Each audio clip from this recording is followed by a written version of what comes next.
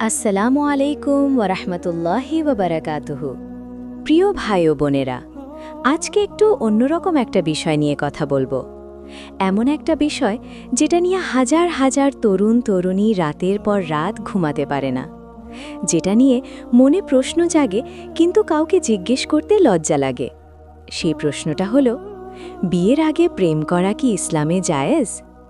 কেউ বলেন হ্যাঁ, ভালোবাসা তো আল্লাহর দেওয়া, এটা কি বাদে হারাম হবে? কেউ বলেন না, সম্পূর্ণ হারাম, এটা করলে জাহান্নামে যাবে। কেউ আবার বলেন একটু একটু জায়েজ, পুরোটা না। এত মতের ভিড়ে আসল সত্যটা কোথায়? আজকের এই ভিডিওতে আমি আপনাদের সাথে একদম সৎভাবে কোরআন ও হাদিসের আলোকে এই বিষয়টা আলোচনা করব।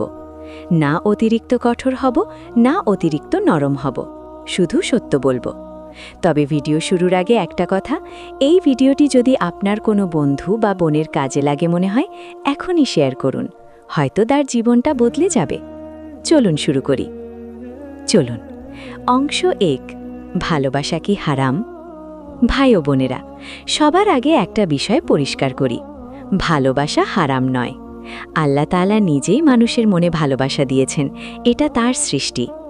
আল্লাহ বলেছেন, তিনি তোমাদের জন্য তোমাদের মধ্যে থেকেই সঙ্গিনী সৃষ্টি করেছেন, যাতে তোমরা তাদের কাছে প্রশান্তি পাও, এবং তিনি তোমাদের মধ্যে ভালোবাসা ও দয়া সৃষ্টি করেছেন।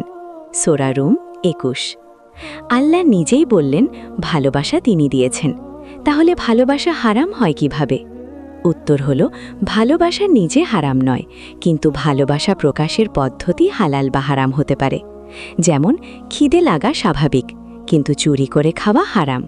ঠিক তেমনি কাউকে ভালো লাগা, তাকে পেতে চাওয়া স্বাভাবিক, কিন্তু সেই ভালোবাসা প্রকাশের পদ্ধতিটা হালাল হতে হবে। চলুন। অংশ 2, বিয়ের আগে প্রেম বলতে আমরা কি বুঝি? ভাই ও বোনেরা, প্রেম শব্দটার মধ্যে অনেক কিছু আছে, সব প্রেম এক নয়।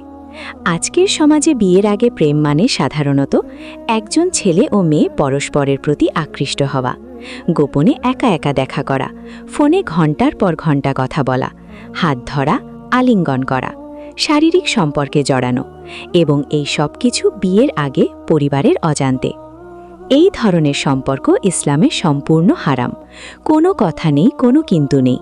কারণ আল্লাহ তাআলা বলেছেন, ব্যভিচারের কাছেও যেও না, নিশ্চয়ই এটা অশ্লীল ও নিকৃষ্ট পথ।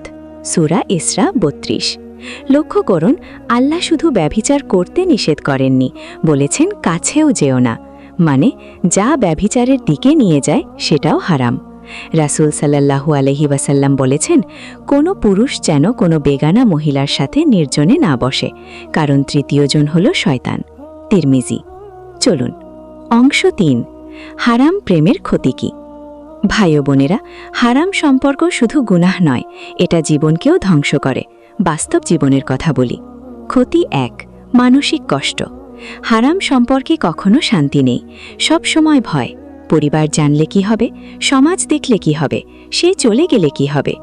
এই ভয় আর অনিশ্চয়তা মানুষকে ভেতর থেকে ভেঙে দেয়। ক্ষতি 2, বেশিরভাগ সম্পর্ক বিয়েতে পরিণত হয় না।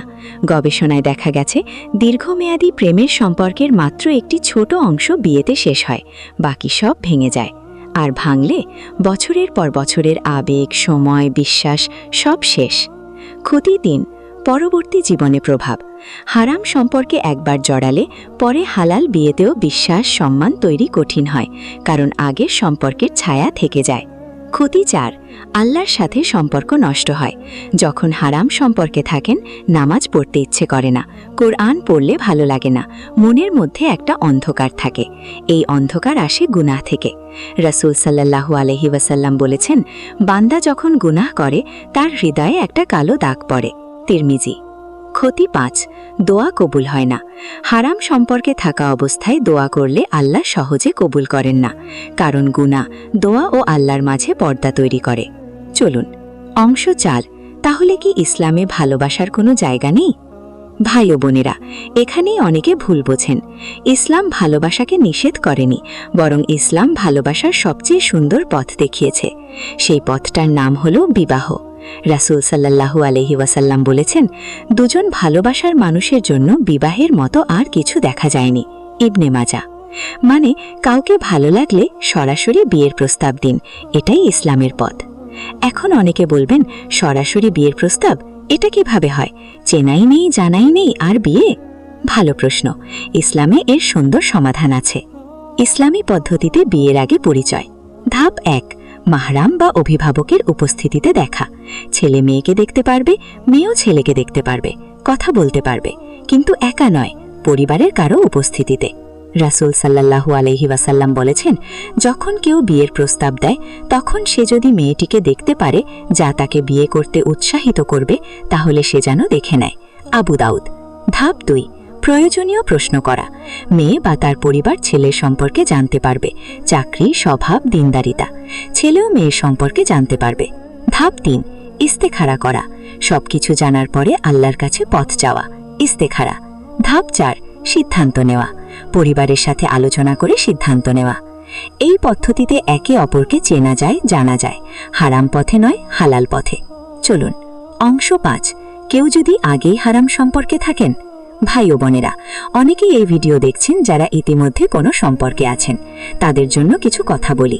প্রথমত, আল্লাহ তাআলা তওবা কবুল করেন। যে গুনাহ করেছেন সেটা নিয়ে হতাশ হবেন না, আল্লাহর দরজা সবসময় খোলা। দ্বিতীয়ত, যদি সত্যিকারের ভালোবাসা হয় হালাল করে নিন, মানে বিয়ে করুন, পরিবারকে বলুন, সঠিক পথে আসুন। তৃতীয়ত, যদি বিয়ে সম্ভব না হয় সম্পর্ক ছেড়ে দিন। কষ্ট হবে, অনেক কষ্ট হবে, কিন্তু এই কষ্ট দুনিয়ার, আখিরাতের শাস্তির চেয়ে অনেক কম। চতুর্থত, সম্পর্ক ছাড়লে শূন্যতা লাগবে, সেই শূন্যতা ভরিয়ে দিন আল্লাহর জিকিরে, কোরআনে, ইবাদতে। রাসূল সাল্লাল্লাহু আলাইহি ওয়াসাল্লাম বলেছেন, তুমি যদি কোনো কিছু আল্লাহর জন্য ছেড়ে দাও, আল্লাহ তোমাকে তার চেয়ে ভালো কিছু দেবেন।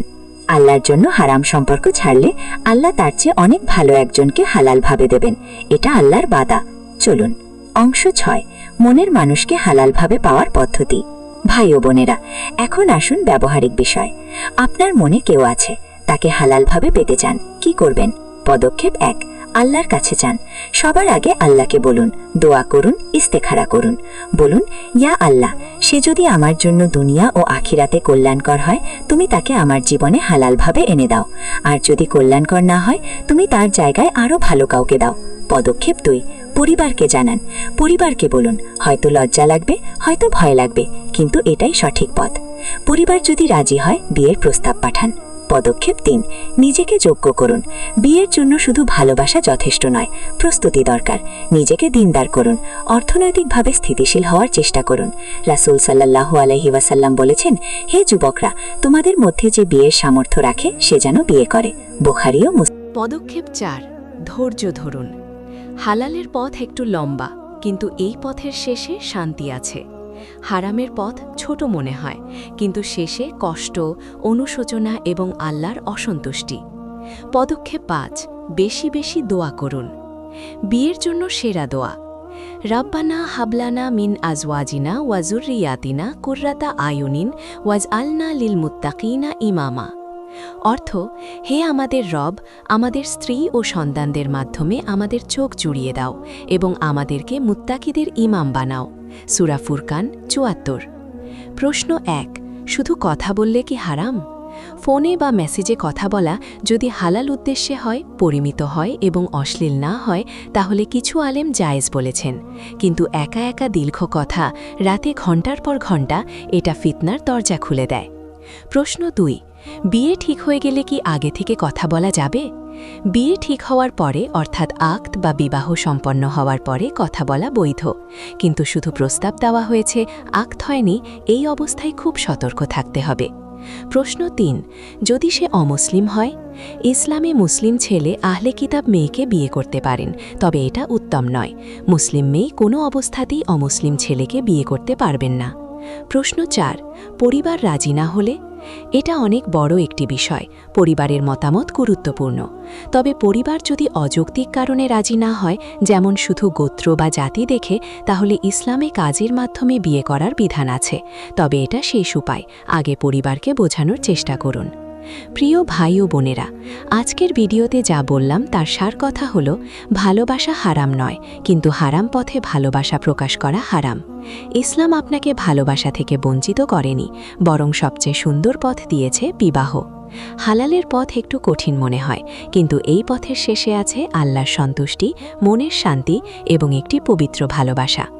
আজ থেকেই সিদ্ধান্ত নিন, যদি হারাম পথে আছেন সরে আসুন, আল্লাহর কাছে তওবা করুন। যদি কাউকে পেতে চান হালাল পথে যান, আল্লাহর কাছে যান। আল্লাহ তাআলা আমাদের সবাইকে হালাল পথে সঠিক জীবনসঙ্গী দিন। আমাদের সম্পর্কগুলো বরকতময় করুন, আমাদের পরিবারগুলো সুখী করুন। আমিন, আমিন, আমিন। ভাই ও বোনেরা, এই ভিডিওটা যদি আপনার মনে কোনো প্রশ্নের উত্তর দিয়ে থাকে, এখনই লাইক দিন এবং শেয়ার করুন। কমেন্টে লিখুন, ইয়া আল্লাহ, আমাকে হালাল পথে আমার জীবনসঙ্গী দাও। চ্যানেলটি সাবস্ক্রাইব করুন, বেল আইকনে ক্লিক করুন। আল্লাহ হাফেজ। আসসালামু আলাইকুম ওয়া রাহমাতুল্লাহি ওয়া বারাকাতুহু।